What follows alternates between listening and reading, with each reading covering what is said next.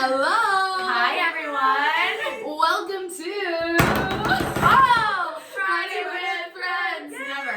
There is no such thing as too much. Carrie Morgan, thank you for joining us today.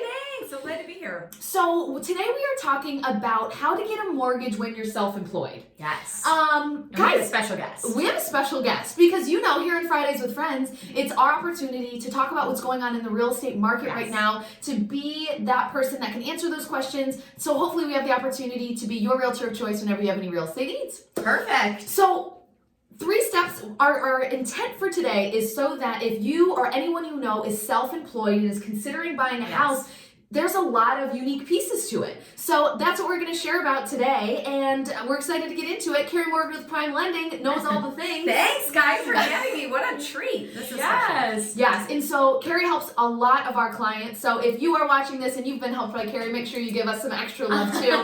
But she helps a lot of our clients because it's really important that you understand the mortgage process, and having someone who's is giving you the information that you need, but not overwhelming you with all the information too. Right, because it is really different. There's normally we kind of assume that the people that we're talking to are a W-2 and they're getting kind of those steady paychecks, but there's also a lot of people listening that have a 1099, they own their own business, something like that. And it is, different. It's a different loan process and getting financed and everything like that. So let's start with, why is it different? Why is it harder to get a mortgage when you're self-employed? You own your own business, something along those lines. Yeah. So that's a great question. So really what it comes down to is just that the income is so different. It's variable. You're not getting paychecks every 2 weeks.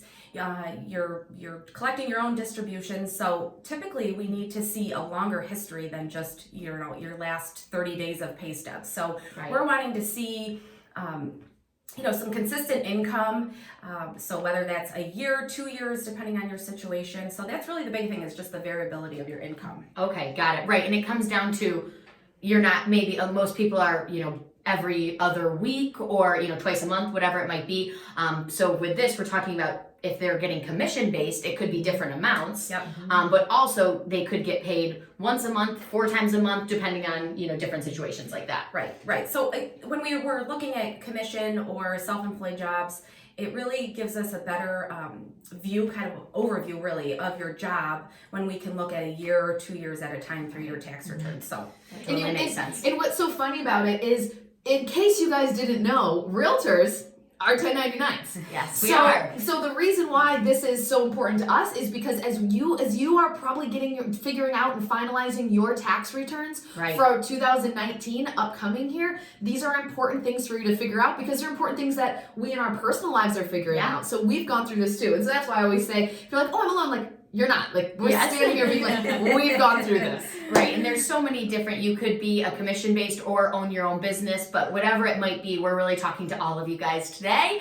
So when you are meeting with your accountant to go over your 2019 taxes and you want to buy a house maybe in 2020 or even 2021 potentially, we've got you covered here today. And you have a great point too, because even if you I have a lot of them. I know you don't. I mean, I'm sure that's not going to be the only one today, but you had a really good point. Even if you are a W-2 earner and you have a side business, that could really affect how you're buying a house too. So it's not just for those people. Look what you started. Yeah.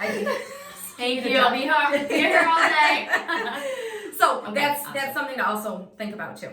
So what are so we've kind of gotten into why it's unique. Then what are the banks actually looking for when it comes to engaging in this conversation? What's important that I, as a self-employed person, need to be giving to the bank? So we're going to look at all the typical things that we would be looking at any buyer when they're looking to qualify for a mortgage. So we're going to pull a credit report.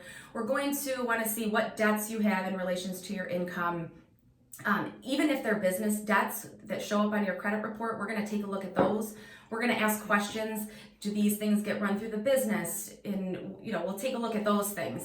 And we'll also want to see the tax returns, and we want to see the whole tax return. So when we're asking for your tax return, just providing every single statement so that we can really get an understanding of what your business looks like. That's what we're going to want to take a look at. Right. So you're definitely looking at all of the regular things, but then are you also looking at like what does the business do? How has it been doing? The future, things like that as well, I'm sure. That's a great question. So that's why we want to see typically a 2-year history, because we can get an idea of what your business is doing. Is it growing? Is it not growing? Is it kind of staying the same? Or did something happen in one of the years of your business that you can explain that there was a hardship in your business, but you can show us a profit and loss statement that your business has recovered from. So we're taking a look at all of those things. Okay, great. We also want to look at the assets of your business. So we're going to take a look at your business accounts, more than likely, to just kind of make sure that things, there's money going in there, and that your business is profitable. So those are things that when you're looking to get qualified, just right off the bat, have prepared, ready to go, and we're happy to help kind of guide through that. And the piece that hits home a lot for me is when I remember we had to have a certain amount of income or certain amount of length of time in employment. So let's say you're even a year and a half and you now have a solid, like well over 365 days of solid income. You still you might not be able to qualify to purchase a house yet, right? Yes. So that's a good point, Mandy. So when we're looking I got those too. I know, you every once in a while. I'm just gonna leave. You guys have this all covered. We don't. I can assure you. So yes, we want to see kind of what your business is doing, what your industry? Yes, your industry is doing. How long have you been in the industry? So you may be a software designer, and you may be only a software designer for the last year, but you've had 10 years of experience with a company. If we're seeing, so that would still count. So if in certain situations, we might want to see 2-year history just because you haven't filed a full year of business returns yet or whatnot. Maybe you've been in business for 10 months. We're going to want to at least have 1 full year of tax returns. 2 helps us. 2's best. And then also, if you've been employed, typically we want to see a 2-year history, right? So we're going to look at the average of the last 2 years. If you've been in business and self-employed for the last 5 years, sometimes we only have to look at 1 year of your tax returns. So it really is a case-by-case basis, and we just want to make sure that we are looking at kind of the overall view of your business to make sure that the house that you're buying is going to be supported by your business. Right. And we also, I know our team had a client that was doing the same industry, but maybe moving into the area from another place, but as long as they're doing in the same industry, you can utilize that. Is that right? Yes. So we want to make sure that the area that you're moving, is that going to affect your business? So let's just say you're a therapist and you're moving across the country, and your client base, you're going to be losing all your client base. So that means you're going to have a significant loss of your income. So that's going to change the nature of your business and the way that you collect income. So we may not be able to use that.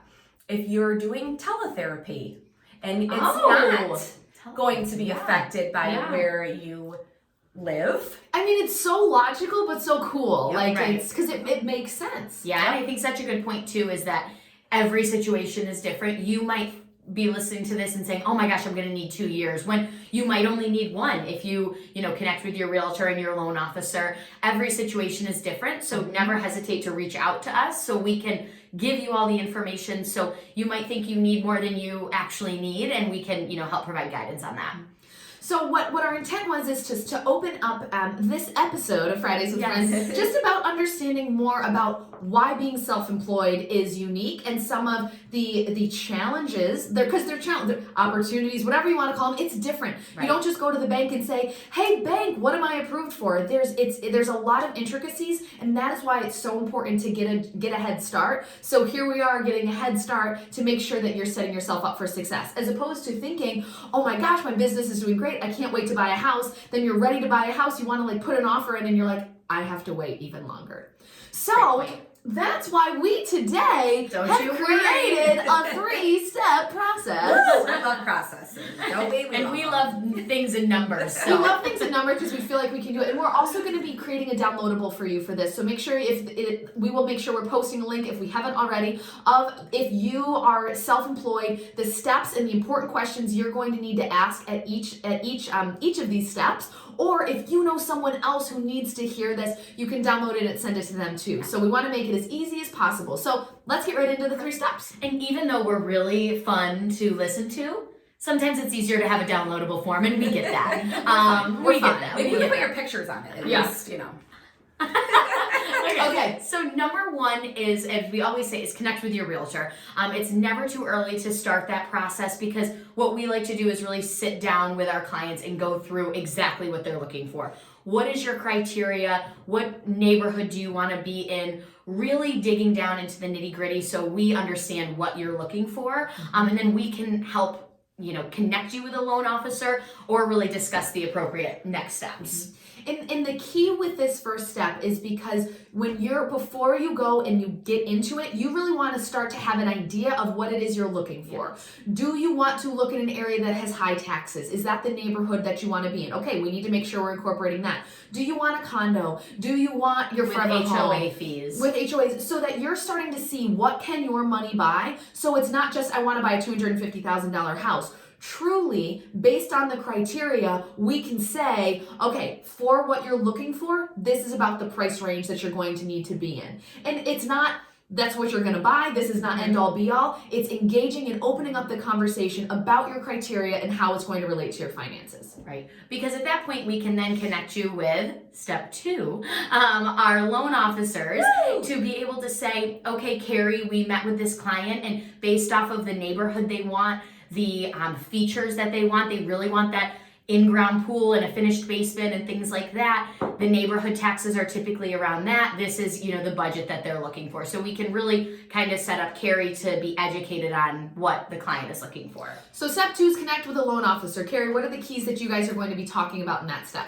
So it's conversation. I want to know what you're comfortable spending. So sometimes what I say that you can afford isn't always what's in your budget and what you are in your family is comfortable spending. So I want to get an idea of what you want to spend. And then we'll take a look at, are you able to qualify for that? So we're going to take a look at all your debts. We're going to take a look at your income, and by income, when we're talking about self-employed borrowers, it's tax returns. That's what we're looking at.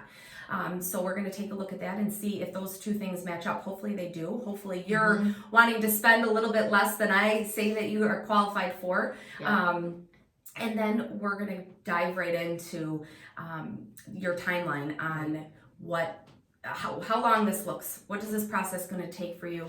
What questions do you need to ask your CPA? I always do recommend talking to your CPA, which this is a great time to put this video out because when you're going to sit down with your CPA, let him or her know that you are planning to buy a house, because there might be some things on there when they're preparing tax returns that they're just going to want to look deeper into. Yeah. So by the time you're done with this loan officer conversation, you're able to take, okay, this is my criteria. You're able to say, 1, is my budget there? Like with my current tax returns, my current debt to income, my current, just all of the numbers, are you capable of buying that? Yeah. And then second, that's when she's actually your loan officer, he, whoever it is, hopefully is going to be able to get clear on that timeline. Like we said, yes, that may work, it may not. Everything is so specific to you. So we want to make sure we're starting with that loan officer. So the first step's realtor, second step's loan officer. Anything else? Yeah, well, I was just going to say, we always talk to people about being prepared for buying a house, whether that's you're going to be buying a house in 6 months, whether you're going to be buying in 12 months. For self-employed borrowers, I think it is even more important so to have this conversation plenty in advance of when you want to be buying a house. So, right, because a lot of times we always say it's never too early to start. If you guys are our loyal Friday with Friends listeners and viewers, then you know that is something we always say. And for someone that has a W-2, it might be, okay, we want to pay off this debt to change credit scores, things like that, which could take a few months. But with this, it could be years to get those tax returns in order. So we make sure that you have adequate information to give the loan, which can be anywhere from 6 months, a year to 2 years. Yep, absolutely. And like I said, we're speaking from experience. It literally been there, done that. There was this is the timeline you have to wait on, and when you know it up front, you can manage your heart and your expectations so much better. And you can also, for me personally, when I was going through the buying process, it was we need 2 years of your tax returns since we are 1099s. And I was then able to plan my rental situation as well. To be able to say, hi landlord, I'm really gonna want to purchase by June, so I'm gonna bring my lease till then. Can I do a 15-month lease instead of a 12-month? Things like that. So when you know up front what the timeline looks like, you can plan accordingly. That's a great point. Man, guys, we work well two of us today. Wow. Fire. Fire. I hope all of you are enjoying this. Okay, so the first step, connect with the realtor and have those questions about criteria. Step 2, connect with the loan officer, talk about budget and timeline. And then step 3, get your accountant involved. Because in a situation where you're dealing with your own 1099s, you're dealing with your own write-offs, your accountant needs to know what you're working with. Your accountant needs to know you have this on your radar. And it's just, there's so many reasons to it. Talk to your accountant, they'll be able to advise you on it. But our key that we are saying is get your accountant involved before, as soon as you possibly can, to make sure that all of our needs are moving forward and we're all kind of in alignment there. I think it also works great if you're working with your CPA to maybe even get your loan officer and your CPA in contact with each other. That's a good idea. Sometimes there's a lot of questions on tax returns that sometimes it just, to have access to your CPA, that the person that knows your business inside and out, makes things a lot easier, and it just streamlines the process a little bit. And also you keep, you don't necessarily need the client to be a middleman too, where you're saying, Carrie, this is what my accountant needs, and vice versa. You guys can really work together to, get us to the finish line, which if anyone has worked with our team in the past, we know that our goal is to take as much off of your plate as possible. The way that we can do that with accountant, realtor, loan officer, everybody in between, we want to do that too. And we do work with a lot of people that are self-employed. A lot of our clients are self-employed, and it's hysterical because self-employed people know, I don't want to be the middleman. So when you get loan officers and accountants together that are having that information, they're going to come and say, okay, we've prepared. Here's what we're doing, and here's how we can move forward. We call that a dream team. Love it. Dream team. So those are our 3 steps. Carrie, is there anything else we didn't talk about yet that you think is important just before we wrap up? Yeah, so one of the other things that makes maybe a little bit more unique for self-employed borrowers are your business accounts. So if you're the sole owner in your business account, that can sometimes be just another savings account that you have. So if you plan on using those funds for closing, we're going to need to examine that a little bit closer. So we're going to want to make sure that the house that you're buying and the money that you're going to use to buy that house isn't putting your business out of business. And any risk, So what I would suggest, if you're, again, another planning tool, if you plan on buying a house and you only have a business account and you're not necessarily taking money from that account into another personal savings account, start taking some smaller withdrawals from that and just start saving money in your own personal account, just so that we don't have to look at, you're taking $30,000 out of your business account, what's that going to do to your business? Because then we wouldn't be able to use that for closing. So starting earlier and making it maybe a little bit more consistent. Yes. Smaller, transfers from the business account to personal savings, and over time having those add up versus one lump sum. Yes. Okay. Yes. Because it makes sense. As self-employed, it's it's all in there somewhere. Right. But having that delineation is important to the bank. That's good to know. Absolutely. Yeah. Anything else? Anything else, guys? Anyone? Just track everything. If you're self-employed, I know sometimes it's hard. It is. I know. You guys know. It just, any cash in or out, make sure there's receipts, documentation. Really, when you're getting a mortgage, you just paper trail. I love it. Or a PDF, right? Yeah, PDF, please. PDF, I prefer PDF. I take, yeah, I have a fax number still, but yes, I prefer those. PDF. PDF trail. I love it. So we really hope that this has been valuable to you. Like I said, we always want to be thinking about questions that you guys are finding that you're bringing to us. And we've heard all these questions, so we wanted to bring in Carrie to help all of you. Anyone you know that is self-employed, that's looking to purchase this year or next year, that wants to set themselves up for success, these 3 steps are going to help make that happen. So Carrie Morgan from Prime Lending, thank you guys so much. Thank you all for tuning in to Friday with Friends.